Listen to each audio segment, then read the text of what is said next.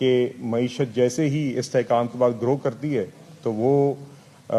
جب ایکسپورٹس اس تناسب سے نہیں بڑھتی تو ہمارے زرعی مبادلہ کے ذخائر ڈپلیٹ ہونے شروع ہو جاتے ہیں، کمزور ہونے شروع ہو جاتے ہیں، اور پھر سے ہمیں زرعی مبادلہ کے ذخائر کی کمی کی وجہ سے IMF کی طرف جانا پڑتا ہے۔ تو یہی اس دفعہ ہماری کوشش ہے کہ اب ہم اس دفعہ ایک مستقل حل اس مسئلے کا نکالیں اور پرائیویٹ سیکٹر لیڈ گروتھ کے ساتھ، ایکسپورٹ لیڈ گروتھ کے ساتھ انشاءاللہ اپنی ایکسپورٹس کو بڑھائیں۔ ہماری معیشت کے بنیادی ایشوز میں سے ایک زرعی مبادلہ کے ذخائر کا ہے، اور کرنٹ اکاؤنٹ سرپلس اس سے جڑا ہوا ہے۔ تو کرنٹ اکاؤنٹ جب سرپلس میں آتا ہے تو ہمارے زرعی مبادلہ کے ذخائر مستحکم ہوتے ہیں، اور یہ ایک بنیادی ایشوز میں سے ایک ہے۔ دیکھیں، اسی کے ساتھ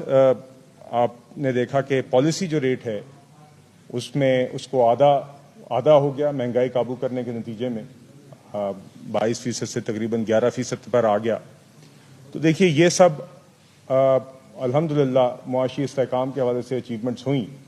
پچھلے مالی سال میں بہت باتیں ہوئیں کہ منی بجٹ کے بغیر تو یہ اہداف ممکن نہیں ہوں گے، مگر ہم نے پرائمری بیلنس کا ہدف بھی پورا کیا، اور کوئی کسی قسم کا منی بجٹ بھی پچھلے سال نہیں آیا۔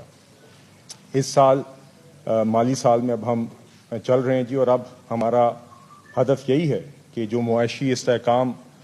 حاصل کیا ہے بڑی محنتوں کے ساتھ، اس میں سب کا کردار ہے، بالخصوص پاکستانی شہریوں کا ایک کردار ہے۔ یہ پاکستانی شہری اور حکومتیں مل کے جب کام کرتی ہیں تو تب ہی ایسے نتائج آتے ہیں۔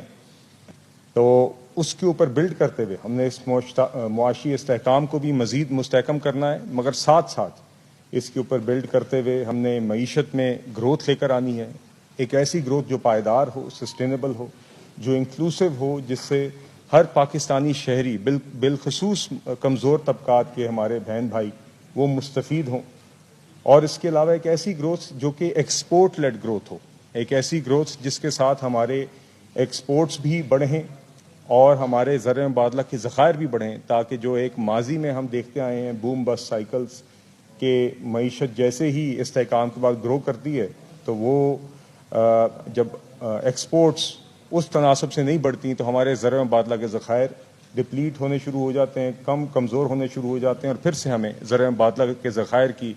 کمی کی وجہ سے IMF کی طرف جانا پڑتا ہے۔ تو یہی اس دفعہ ہماری کوشش ہے کہ اب ہم اس دفعہ ایک مستقل حل اس مسئلے کا نکالیں اور پرائیویٹ سیکٹر لیڈ گروتھ کے ساتھ، ایکسپورٹ لیڈ گروتھ کے ساتھ انشاءاللہ اپنی ایکسپورٹس کو بڑھائیں۔ تو اسی حوالے سے آپ نے دیکھا ہے کہ حکومتی پالیسیز بھی آپ کے سامنے ہیں، حکومتی ریفارمز بھی آپ کے سامنے ہیں، بجلی کے شعبے میں دیگر ریفارمز ہیں جو آپ کے سامنے ہیں، بجلی کے نرخوں میں بھی جو کمی ممکن ہوئی ابھی تک وہ پاس آن کی گئی، دیگر اور ریفارمز چل رہے ہیں۔ اس کے اندر آپ کو پاور منسٹر گائے بغیر بتاتے رہتے ہیں، نجکاری کا عمل بھی ڈسٹریبیوشن کمپنیز کا جاری ہے۔ اسی طرح پرائیویٹائزیشن پروگرام اٹسیلف آپ نے دیکھا کہ پہلی بوند ابھی فرسٹ پیمنٹ بینک کی نجکاری سے ہوئی ہے، اور کامیاب نجکاری سے، اور آگے انشاءاللہ اسی سال میں اگلے مہینے انشاءاللہ ہم ایکسپیکٹ کر رہے ہیں کہ PIA کی نجکاری کی طرف بھی آپ کو پیش رفت نظر آئے گی۔